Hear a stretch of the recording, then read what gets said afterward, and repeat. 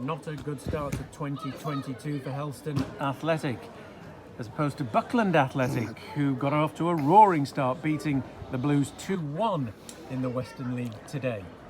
So they had the ideal chance to put pressure on Bitton in second place, but that chance was thrown away. How? Why? Let's ask the manager, Steve Massey, who joins us now. Steve, Happy New Year. Not so happy though. No, not at the moment. Not at the moment. I might be later on the week, but certainly just sours the week now. That's our second game that we've been away from home and been beaten. And there are some defeats. I mean, Robbo summed it up nicely, really.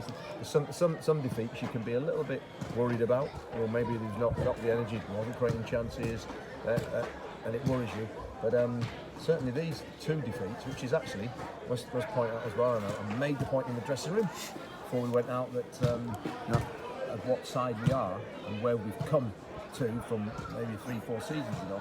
This is the first time that Helston Athletic has lost back-to-back league games in I think 3 seasons. So I'm putting up there. I think that's it. So that's where we've come to, and you know the quality of the side that we're building here. So I mean, just it happens. So even right at the top of the game, some sides lose a couple of games on the top. That's why I kept them out there then, just to make sure that we weren't. They were told quite categorically that we're still right in this hunt. You better, because we had enough hours there. We were you told me, you'll see it on the highlights.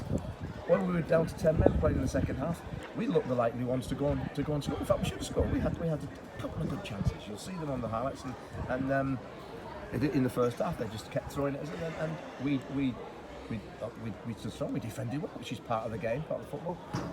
We didn't keep the ball as well as we could have done. I thought there was some really good displays out there. I really did. Do you think? I mean, they scored a very good first goal. I mean, he finished it sublimely well. However, the second goal.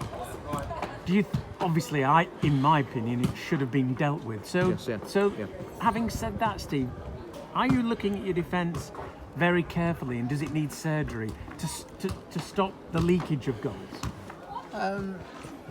You could look at it. That it's a good point to make. This is where the confidence in a manager, in his players comes into it, and these are good players, and good defenders. He made a little bit of mistake even in the last game at Shepton Out, which cost us the goal. It's maybe just going through a bad run at the moment. I had a long chat with him. That was a reason talking about Tom Hans, who's a top player. He really is. And even more important than that, which I've told him, told him now, that he's a top guy, and that's the most important thing. He's a lovely guy, and he'll be fine. He'll be fine. He'll come back from this. And it wasn't that I brought him off because as a punishment. It was just to protect him. I knew that his confidence would be gone. But believe me, Tom Hans is a top player. And then the guy alongside Josh's Story. Josh Story, you can see why he was an England international. He was a talent star. He was head and shoulders above everybody else today. The controversy. Every time I do yoga, there always seems to be a controversial moment. Stu Bowker at Exmouth. Thankfully, nothing at Shepton. But the sending off of your captain, Matty Bye. Straight red, 7 minutes before half-time. I commentated, and you'll see in the Hyperion Films highlights, Steve, that I described the referee reaching for his top pocket, and I said he's going to produce a yellow. Oh, it's a straight red. I was astonished. How did you react? I thought it was it was a needless tackle. He didn't have to go and tackle there. And I spoke in the dressing room. Even my chairman's passed on about our discipline. It's got to be a lot better. I'm not talking about the yellow card and the red card, but discipline on the pitch. About overall, when you go and make a tackle, when you hold up, I mean, that's all discipline. And we've got to get a lot better in our game than that. But I did think, for me, what the reaction was, others will see it differently. That's what football's all about. It's very, very opinionated, opinions. But I thought that what contributed to the red card was which you see in football a lot now at the moment, and what Rob and I were talking about, and it was I don't like it. I don't like it at all. But it's creeping in. I think that the very fact that you see as well that the tattle, and everybody just went from their side. That's sort of the melee. The Bideford side of a few seasons ago, the Joyce were the first and masters at it.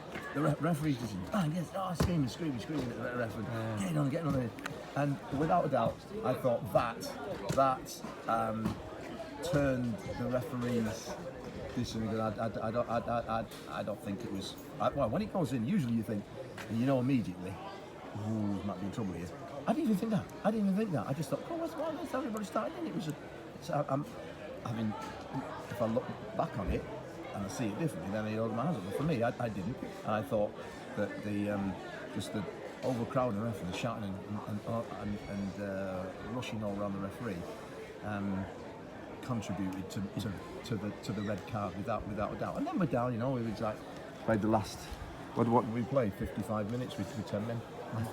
I thought we did ever so well. And again, Ryan Turner comes on and he creates a couple of chances. There's a chance himself. But I thought at that time, at best at worst we were going to be a 0-0. I did. It wasn't to be, but certainly it's not all doom and gloom as we just said out there to the lads. It's not. I've seen enough performances today. But just not getting run of the green at the moment.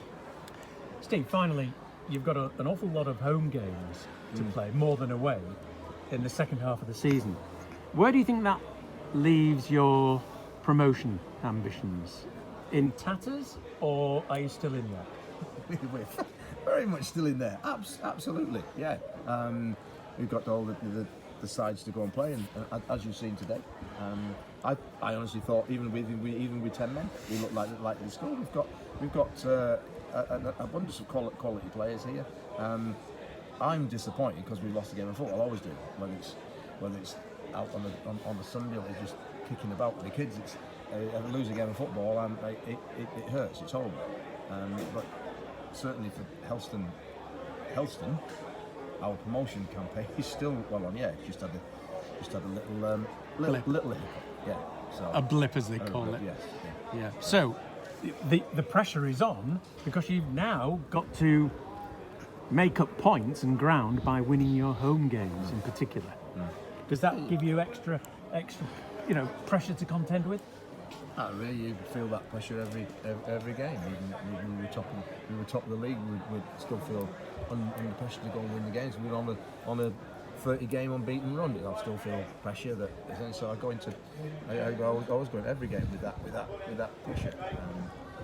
Sometimes the blood pressure goes up on the touch in the technical area, particularly when you think, oh God, there was a card shown again, and then we gifted them the second goal. That it's just been happening. You can easily say it's an easy decision just to say, yeah, that's it, right, yeah, we've made a mistake again, right, I'll replace it. No, these are good lads, good players, and sometimes it just happens. Sometimes it just happens that we don't get a run anymore. It's not me making excuses, and it just happens over a long season. But when we get to the end of the season, we're right in there. Maybe coming to the last 4 or 5 games that we needed. These will be forgotten with this game. As we go into our final month of campaigns, that's where I want to be. The last month that we're still right in there to go and win it. I think that's important football. That's the message from Steve Massey then. It's not a good start to 2022, but hey, this is just the first day. Many weeks to go, many months to go. So can they do it? Well, don't write them off. If you do, write them off at your peril.